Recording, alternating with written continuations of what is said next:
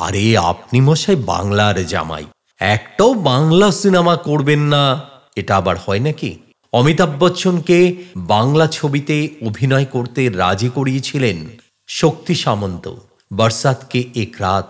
তাই একসঙ্গে হিন্দি এবং বাংলা উভয় ভাষায় চিত্রায়িত হয়েছিল। দুটি সংস্করণেই বচ্চন ছিলেন এসএপি অভিজিৎ রায়ের ভূমিকায়। অভিনয় করেছেন অমিতাভ বচ্চন। বাংলা সংস্করণের নাম হয়েছিল অনুসন্ধান, যা একটা সময় বক্স অফিস সেন্সেশন হয়ে উঠেছিল। এই শক্তি সামন্ত মনে প্রাণে চেয়েছিলেন মেঘে ঢাকা তারার হিন্দি রিমেক হোক। প্রযোজক পরিচালক শক্তি সামন্তর ছবির বিষয়ে উৎসাহিত ছিলেন। প্রায় এই রকম উৎসাহী ঋত্বিক ঘটক। চূড়ান্ত বিপত্তি ঘটে যায় চুক্তিপত্রের একটি শর্ত নিয়ে। তেলে বেগুনে জ্বলে উঠলেন ঋত্বিক ঘটক। বললেন, আরে ঋত্বিক ঘটক কখন মদ খাবে সেটা ঠিক করে দেবে কিছু চাকর বাকর টাইপের লোক। চলচ্চিত্রে অত্যন্ত সফল প্রযোজক পরিচালক শক্তি সামন্ত মনে প্রাণে চেয়েছিলেন ঋত্বিকের মেঘে ঢাকা তারা হিন্দিতে রিমেক হোক। দুর্ভাগ্য বোধ হয় যেমন শক্তি সামন্তের, তেমন চলচ্চিত্রপ্রেমী মানুষের তুচ্ছ কারণে ছবিটি হিন্দিতে আর রিমেক করা সম্ভব হয়নি।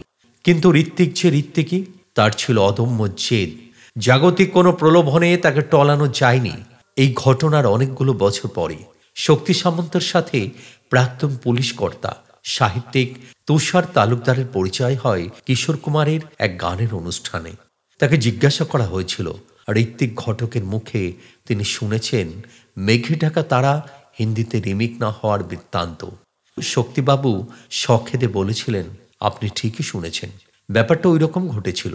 শুধু আমার দোষটা কোথায় এখনো বুঝতে পারিনি। আমরা ছবি করছি আর ঋত্বিকদার মতন লোক ফ্যাফ্যা করে ঘুরছেন, এটা আমাদের কি ভালো লাগতো? তুচ্ছ অজুহাতে ছবিটা করলেন না। ছবি বরাত। ঋত্বিক দাস সলিল দা বইয়ের লেখকদের অবশ্য মনে হয়েছিল ঋত্বিক ঘটক যদি অদম্য জেদ আর অহেতুক পাগলামি থেকে একটু সরে আসতেন, তাহলে হয়তো তার জীবনেও অনেক অনিশ্চিত পরিস্থিতি তৈরি হতো না। কিন্তু তিনি যে ঋত্বিক ঘটক, নিজের সৃষ্টির মহিমায় চিরদিন উদ্ভাসিত হয়ে থাকবেন। তার সম্পর্কে অনেকের অভিমত, চিরকাল বিরাজ করেছেন জাগতিক সব প্রলোভনের ঊর্ধ্বে। সেই জন্য ঋত্বিক একজনই হয়। তার সৃষ্টির জন্য চিরকাল তিনি মানুষের হৃদয়ে থাকবেন। শক্তি সামন্ত ঋত্বিক ঘটককে প্রস্তাব দিয়েছিলেন, তিনি যেমনভাবে চাইবেন সেভাবে ছবিটি হবে। অভিনেতা অভিনেত্রী নির্বাচন থেকে সবকিছু হবে তার অভিমত অনুসারে। সবকিছু ঠিকঠাক চলছিল, কিন্তু বিপত্তি ঘটে গেল চুক্তিপত্রের একটি শর্ত নিয়ে। যেদিন প্রস্তাব চূড়ান্ত হবে সেদিন চিত্র পরিচালক চুক্তিপত্র মন দিয়ে পড়ছিলেন। সেখানে এক জায়গায় লেখা ছিল, যতক্ষণ সিনেমার শুটিং হবে তিনি মদ্যপান করতে পারবেন না। অবশ্য শুটিং সমাপ্ত হলে তার পছন্দ মতন ব্যবস্থা যে হোটেল তাকে রাখা হবে সেখানেই করা হবে। বলা বাহুল্য, চুক্তিপত্রের এই শর্তবোধ হয় ঋত্বিকের আত্মসম্মানে যথেষ্ট আঘাত এনেছিল। তিনি তেলে বেগুনে জ্বলে উঠলেন, বলে দিলেন, আরে ঋত্বিক ঘটক কখনো মদ খাবে সেটা ঠিক করবে কিছু চাকর বাকর টাইপের লোক। বলাই বাহুল্য, হিন্দিতে মেঘে ঢাকা তারার রিমেকের চেষ্টা সেখানেই শেষ হয়ে যায়। শক্তি সামন্ত অবশ্য বোঝানোর আপ্রাণ চেষ্টা করেছিলেন, তবে লাভের কিছুই হয়নি। কারণ ততক্ষণে চুক্তিপত্র ছিঁড়ে ফেলে রাস্তায় নেমে এসেছেন প্রভাত প্রতিম চিত্র পরিচালক ঋত্বিক ঘটক। চলচ্চিত্র নির্মাতা শক্তি সামন্ত হিন্দিতে অমর প্রেম, হাওড়া ব্রিজ, কাশ্মীর কি কলি এবং কাটি পাতাঙ্কের মতো আইকনিক বেশ কিছু চলচ্চিত্র তৈরি করেছিলেন।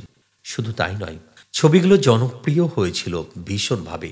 এই ছবিগুলো ছিল সবই ৬ এবং ৭-এর দশকে। বলিউডের সোনালী যুগ হিসাবে এই সময়টাকে উল্লেখ করা হয়। সে সময়ে সিনেমার মূল চরিত্রে তারকাদের কাস্টিং করার ক্ষেত্রে শক্তি সামন্তের ধারণাও ছিল বেশ স্পষ্ট। তিনি যদি মেঘে ঢাকা তারার হিন্দি রিমেক করতে পারতেন, বিষয়টি বোধ হয় খুব একটা খারাপ হতো না। সারা পৃথিবীর মাঝে অন্য একটি ভাষায় বাংলার কথা তুলে ধরতে পারতেন শক্তি সামন্ত। কিন্তু ওই যে ঋত্বিকের মতন মানুষেরা পৃথিবীতে আসেন তাদের নিজস্বতা নিয়ে, ঋত্বিক তেমনই একজন। আমরা শ্রদ্ধা জানাই শক্তি সামন্ত এবং ঋত্বিক ঘটককে।